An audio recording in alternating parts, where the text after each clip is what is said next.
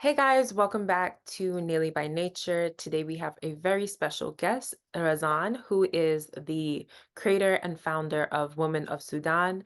And she is a politics major currently at University of Cambridge. And she's going to be talking to us a little bit about the current situation and war happening in Sudan. So thank you so much, Razan, for being here and taking some time to talk to us about everything that is happening currently in Sudan. One of my very first questions to you is, can you tell us a little bit about what's happening in Sudan in a way that is like very much easy to digest for people who don't know much about what's happening? And if you can talk to us a little bit about like who are the militias that are currently fighting against each other, and who is being affected, like who's being killed, who is at the center of all of this. Yeah, so first of all, thank you so much for having me, and I really hope that we can have a fruitful discussion. Everyone can learn together.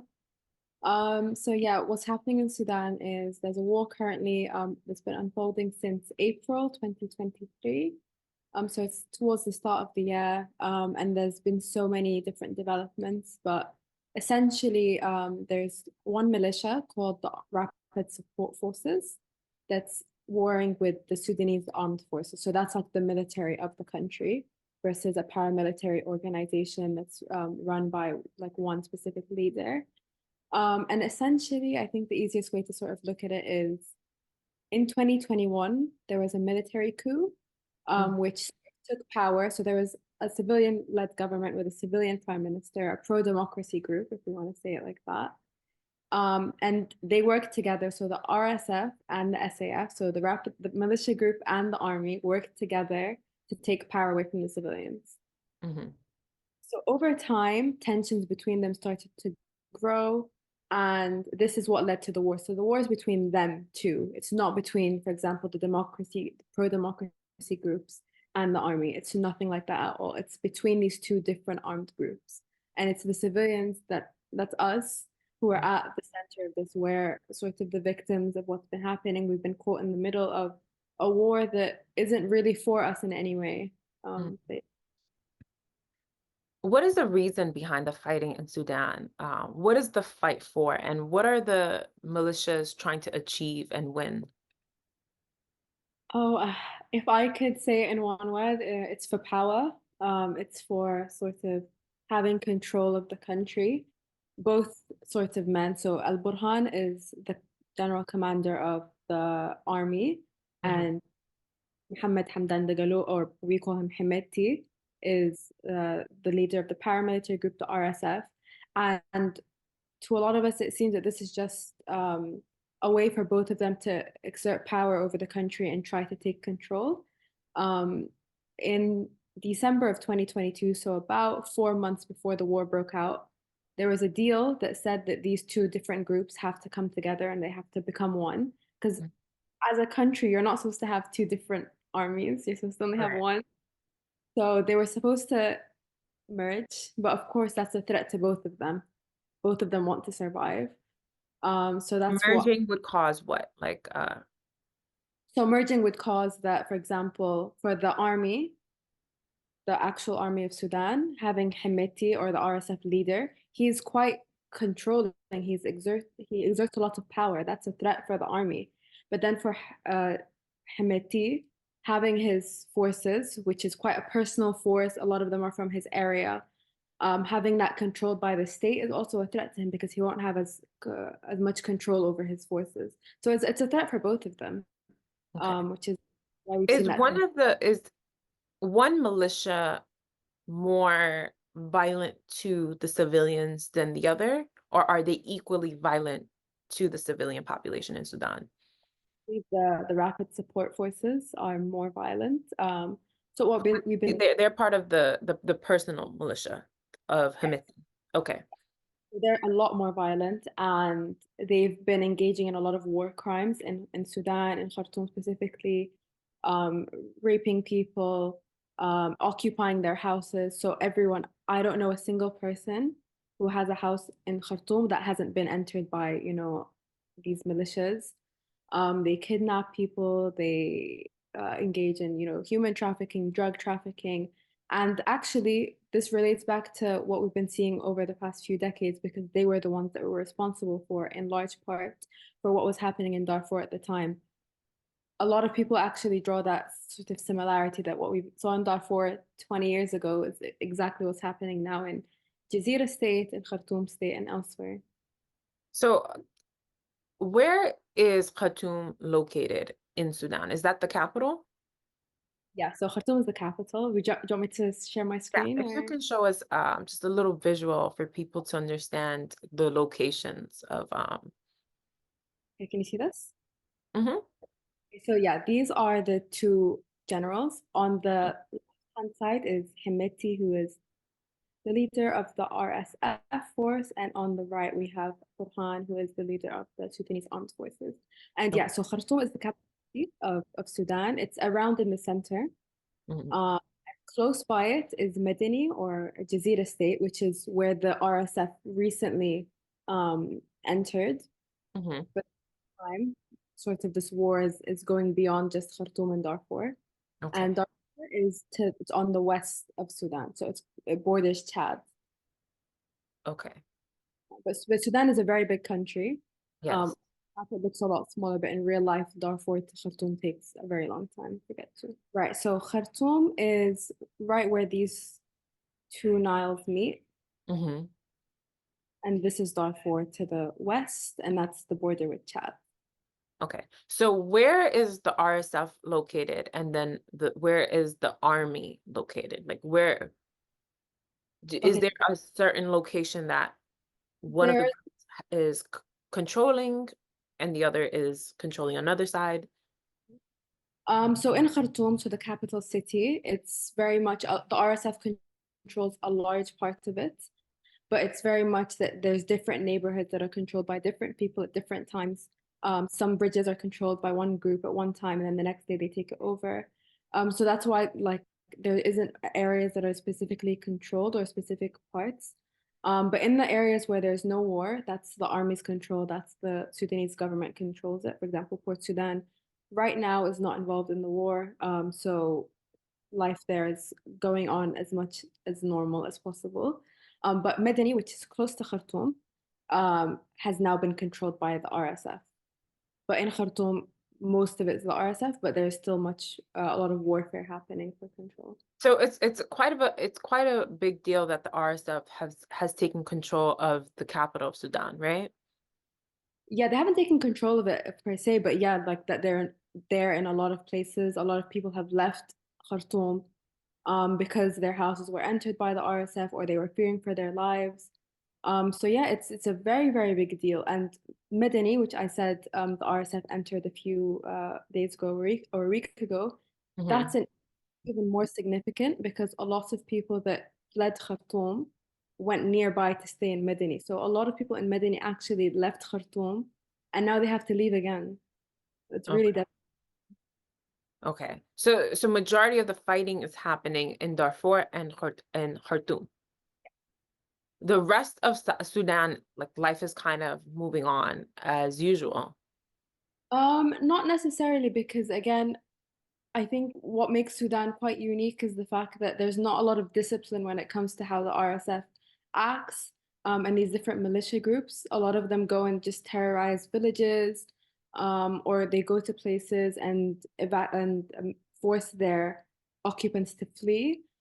So very much everyone is scared. The fact that Medini, which was initially safe, is now not safe, has made a lot of people aware that actually the entire the entirety of Sudan could now become a war zone. Mhm. Um, yeah. Um, I wanted to know what why is this fighting happening now? And like what is it that the the Sudanese people and the population want? Like what do Uh, they want for themselves? Like do they have any stake in this war? yeah, so the way that the war happened and the way that it started, we were very much caught in the middle of it.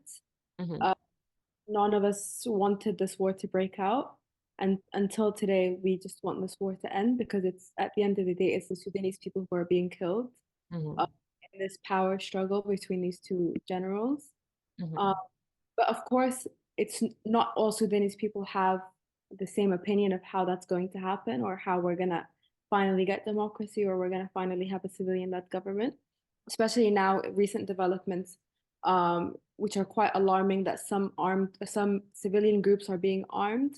So this brings about a whole new dynamic of are people, Sudanese people, going to be getting involved in this war? And that But would be like a whole separate that would be a whole separate question. Um, Yeah. first, because the Sudanese armed forces, at the end of the day, it's a state institution. It's the national government of Sudan. A lot of people want them to win the war, Okay. uh, but that's not 100%. Not everyone supports them. I guess the people who, because you said majority of the people in Sudan actually want the armed forces to win. Why do they want the armed forces to win? Yeah, of course. So the war crimes that the rapid support forces have been engaging with means that like we all look at them with absolute disgust. They've been occupying our houses, looting our cars, um, raping women. Like so many disgusting, disgusting war crimes have made people not see them as a legitimate partner in any future sort of political settlement. And that is also notwithstanding the things that they've been doing in the past decades in Darfur and the genocide that was ongoing there. Mhm. That's for the military when it comes to the RSF, but also people don't fully support the military because at the end of the day, the military also has a hand to play in what's happened to the country. They were involved in the coup. They were partnering with the RSF at first when nobody wanted that. Mhm. They're also, killing a lot of civilians. So it's the idea that we stand with the military against the RSF, but at the end of the day, none of us or a lot of people do not want these armed groups to have so much of a say in politics anymore.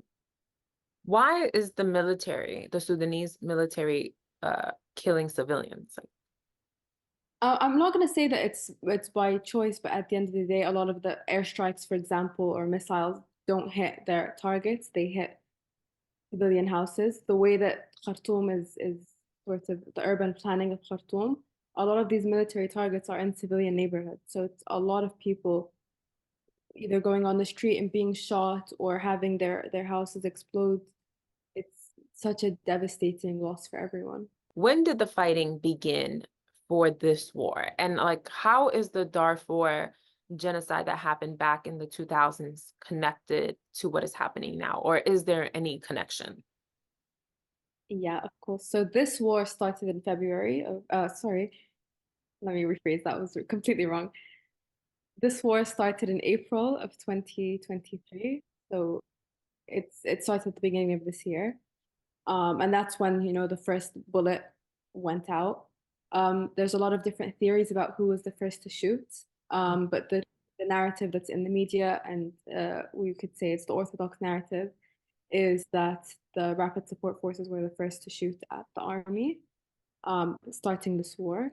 Mhm. And this relates very strongly to what was happening in Darfur because, like I said, there's the history of the RSF is from the Janjaweed, which was the sort of Arab militias in Darfur, so that's the west of Sudan, who were ethnically cleansing and massacring people of Darfur. And actually, they worked in a partnership with the army, with the Sudanese army to do this. Mm. Um, That was what was happening in the early 2000s, was that there was an ethnic cleansing by the Arab tribes to the African tribes in Darfur. Is that correct?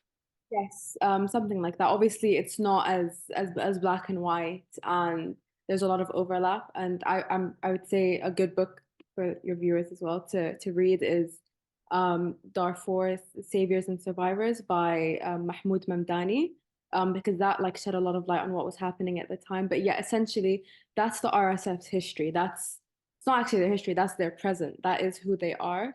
Mhm. Um, a lot of people who experienced that violence in Darfur and went to Khartoum say that what's happening in the war currently is exactly the same as what was happening back then. It's the same sort of there's no control. the soldiers themselves are going into people's houses and breaking into their safes. They're stealing money, like so many war crimes that can't be taken in isolation from what was happening in Darfur in the Mm. 2000s. Is there any connection to what was happening in Darfur to what is happening now in the sense of like has that war or genocide has that lingered into like it was into what is happening now? What is there like did so obviously the RSF lost, right? During Lost. during the genocide that was happening in Darfur. Oh no, they that was sort of what made them rich. That was what made them powerful. The Darfur genocide, like that, they were being paid by the government to do these things. So how exactly did that end or did that ever end? I'm not sure specifically about like the historical particularities of it, but it ended with sorts of peace agreements and deals, and a lot of bureaucracy. And actually, the president at the time, Omar al-Bashir, was indicted by the ICC, so the International Court, Criminal Court, um, charged him with genocide So even for though that. he was charged with genocide, the RSF somehow still existed. Yes. W- Um, How is that possible that like if they participated in that genocide, how can they exist now? um, There was nobody to hold them accountable? quite interesting actually that so if we imagine Omar al-Bashir is, the dictator at the time, and there's the army there, there's always a threat of the army taking power. There's Mm. always a threat that there's gonna be a coup by the army. So what a lot of authoritarian dictators do, not just in Sudan but elsewhere in the Middle East, is they empower other militia groups to counterbalance each other. So al-Bashir, the president, used to say that Himmeti Himaiti, which means Himmeti is my protection. So Mm. he knew that he had to keep the RSF powerful to counterbalance any other, like, coup attempts from the military, for example. So that's why it was very much tied to his own faith, and that's why they became so powerful. Mm. You know what's so interesting is that you would think that if he is the president, that the army would support him, but it seems like in these regions of the world, like the army kind of functions as its own, which Yeah, is often why there's coups. Because like here in the US, you have like the president has direct control over the army does what the president says. But in these parts of the regions, it's very easy for the army to turn against the leader, correct? exactly. And it's very decisive. They're probably the most decisive when it comes to coups and revolutions. If the army's not on your side, likely the revolution won't Who happen. organizes the army to actually say, we're going to take the president out? So yeah, so for example, the army in Sudan is controlled by the government. However, higher level generals, depending on political calculations, what's going on in the country, they can meet up secretly under the table and decide to organize a coup, depending on how much control they can exert over their forces. Um, But isn't it the tax dollars of the Sudanese people that support the army? So if the generals start to turn against the country, or I guess even the political leader, how I guess that's always how I wondered, like how is it that the army is even surviving or like these people being able to like get paid, feed their families? Like, does that work independently? Um, I think that's a very good question, actually, because, for example, the army in Sudan, the Sudanese armed forces, is actually quite a big, corporate player. They own a lot of land, agriculture, they own a lot of companies. So the army actually functions like a company. Oh, They do, wow. yeah, separate. Okay. That's very interesting. Um, Sudan is a country of both Arab Sudanese people and African Sudanese people. Is there a divide among these groups? And does race play a role in the war that is playing out now? That's a good question, and I think a lot of the times, a lot of, academic literature and news reporting makes it seem that we're all very much distinct groups that are separate from each other, that we hate each other, that there's a very obvious hierarchy. And I'm not going to say that there isn't. Obviously, A lot of the infrastructure and a lot of the political power is centered in Khartoum or in the northern, Arab states. But a lot of the times these labels are quite reductive because at the end of the day, most of us or the majority of us are mixed sort of Arab and African. But definitely did play a role in what we see in Darfur and also the Sudanese civil war at the time, which was between South Sudan, which is now its own country, and Sudan, but we don't need to get into that. But Mhm. yeah, what was happening in Darfur, for example, very much there was these racial overtones and undertones of um, power and fighting over land and the idea that Black Darfuris don't belong to this country, they should go somewhere else. So it definitely played a part. But I think now, and like in the past few years, especially in, for example, in our revolution, which was in 2018 to 2019, one Mhm. of the big demands of the revolution was we want justice for Darfur. Mhm. That sort of dispels the myth that, Arabs don't like the Africans in Sudan because it's not like that. It's a lot of the government policies and structures of hierarchies of power. A lot of Sudanese now do not agree with that or do not see that as the future of the country. Now people in Sudan are calling for a democratic, unified Sudanese identity, not just Arab or African. But yeah, it definitely does play a role because at the end of the day, what we're seeing in Darfur now cannot be understood without understanding racial hierarchies and dynamics. In Sudan in general, Hmm. was the are the indigenous people of Sudan, has it always been a mixture of both groups of people, or was it ultimately first Black Africans and then Arabs migrated?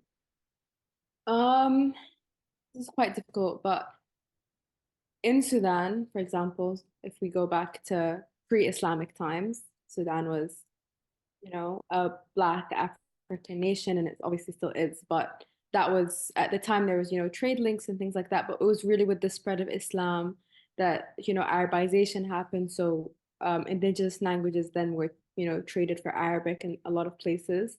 And Arab preachers would come and live in Sudan and intermarry. But it was always this idea of intermarriage and things like that. So a lot of people who are Arab are also Black Arab. None of Mm. us are just Arab settlers who came to live in Sudan. That's very much reductive and not true. Mhm. But yeah, it's been this like intermarriage and interlinking of cultures. And that's what we see in the Horn of Africa generally, in Somalia and Ethiopia and all of these places, Zanzibar, Tanzania. Yeah. I I wanted to ask these questions because I know that from the perspective of like the Western perspective, they immediately go into thinking of the situation is completely black and white.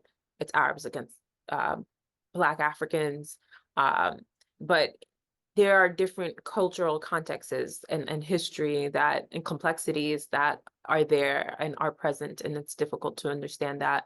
Um, is it common that in a Sudanese family there would be a mixture of Black Africans um, and Arabs in a family? I mean, this interlinkages and intermarriages happened generations ago. So now a lot of us are mixed anyway. Like it's Okay. not, So yeah, it's already in your DNA. exactly, exactly. So everyone's kind of mixed it. Okay. That's good Yeah, to know. yeah, exactly. Um,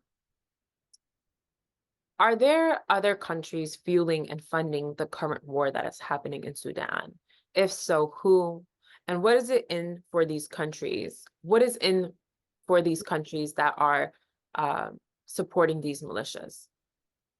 Yeah, so of course, a lot of what's happening in Sudan is being funded by foreign governments, and this is sort of the echoes of the Arab Spring that happened. We saw the same thing because at the end of the day, democracy is always a threat to other countries neighboring. So our revolution in 2018 to 2019 was a threat to different countries because Sudan has always been resource rich with poor leadership, which is, the perfect balance for countries that want to exploit that.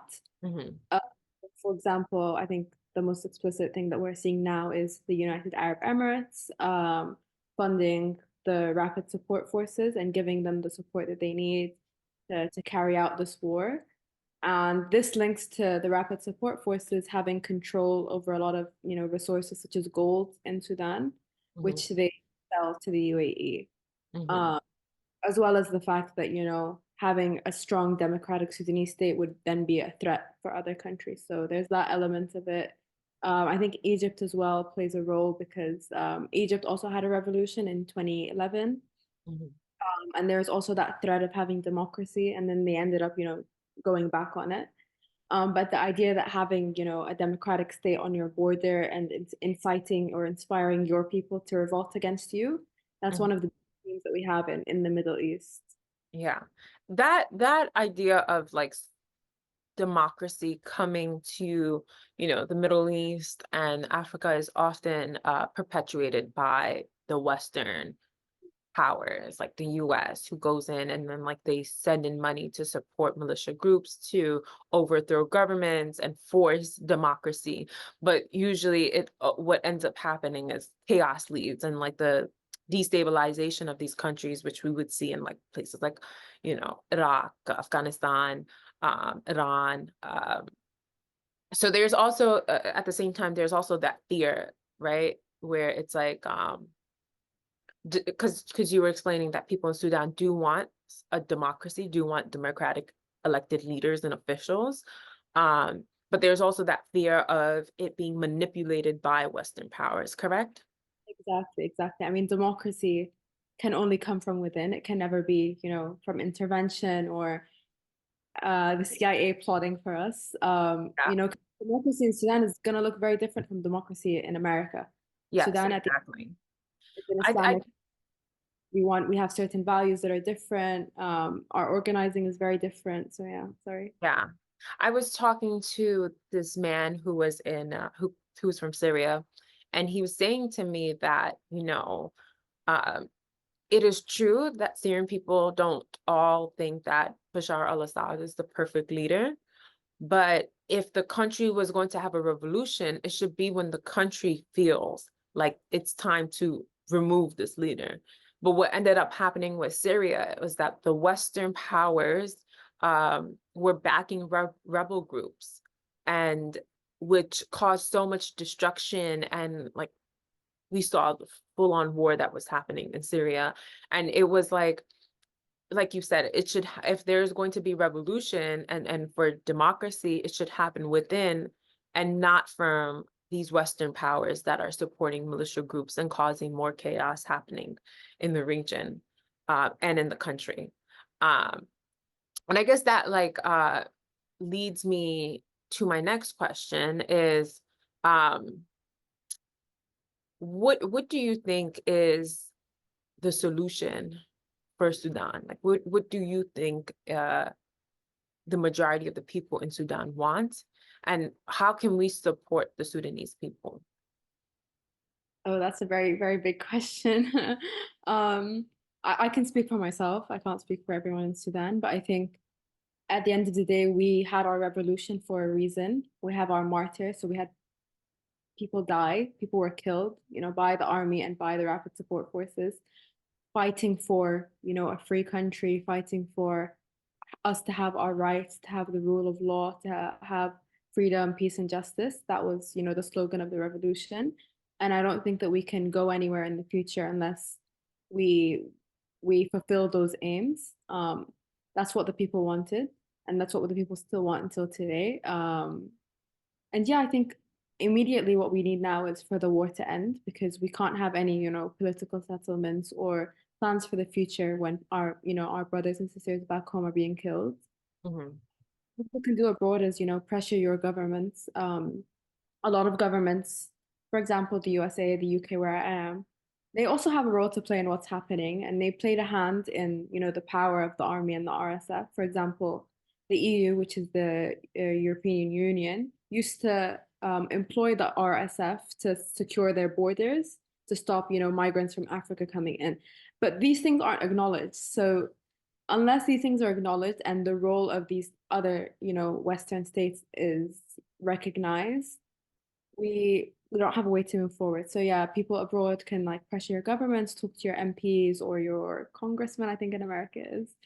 And then also, supporting people on the ground, grassroots movements, charity. A lot of people want to leave Sudan but can't afford it. Hmm. Uh, there's some amazing work being done by, for example, in America, the Sudanese American Physician Association, which is a group of doctors who are, helping support hospitals back home in Sudan. And they accept donations, they're a charity. So there's always, work to be done politically, but also with charities. Um, I read somewhere that Israel is also a player in the war that is happening currently in Sudan. And it makes me think a lot about the interconnection between what is happening to Palestinians in Gaza and just Palestinians in general, in the West Bank, inside 48. Um, what, how do you, as a Sudanese person, imagine the internet connectedness that happens between groups of people in Africa, in the Middle East, who are suffering because of imperial and Western powers backing and supporting their genocide and war and destruction of these countries? How do you imagine there could actually be like some sort of I guess not overlap, but uh in a way that like an extension of connecting your struggles to actually create some sort of solution and freedom and liberation for people to be free from these imperial powers. It's interesting because when I scroll on Twitter and someone's talking about, having to flee their home or their house being bombed, I can't really tell if they're talking about Sudan or if they're talking about Palestine until I, check their account. So Hmm. that, and then as well, for example, in Sudan, after our revolution, we used to be sanctioned because of Omar al-Bashir, and essentially to rejoin the global community, we had to sign the Abraham Accords, which is, normalization with Israel. Um, Wow. the people of Sudan do not support. Our government might, do it because they need the money, they need access to foreign loans, they need to have a Who good. forced that? Who forced the Sudanese people to sign the Abraham Accords? I mean, it wasn't the Sudanese people, but it was, American foreign policy to get Sudan, the government of Sudan, to sign this. Mm, Otherwise, you can't join the global community. So there's that element of it. The idea that a lot of the instability that's incited in the region is incited by the US and Israel together. And I think it points to just a larger disconnect between, governments in the Middle East and what their people genuinely want. Because, yeah, a lot of our governments have normalized with Israel, but that's not what the people want. mhm. It's just global dynamic and hierarchy of power where we don't have democracy or we can't say how we feel because the interests of the US in the Middle East is to keep Israel there. But yeah, there's definitely that element of it.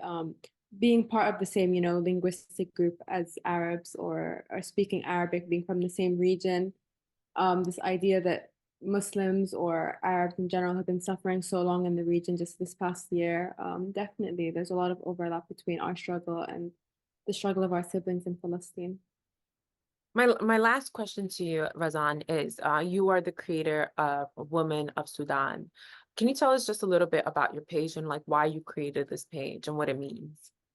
Of course. So I started it in 2020, so about 4 years ago. I was in high school, and I felt that Sudan, as a country in Africa and in the Middle Eastern area, has a very rich history of, female pioneers that no one outside of Sudan knows. So, for example, we had female doctors graduating at times where maybe women in the region weren't even going to university or going to school.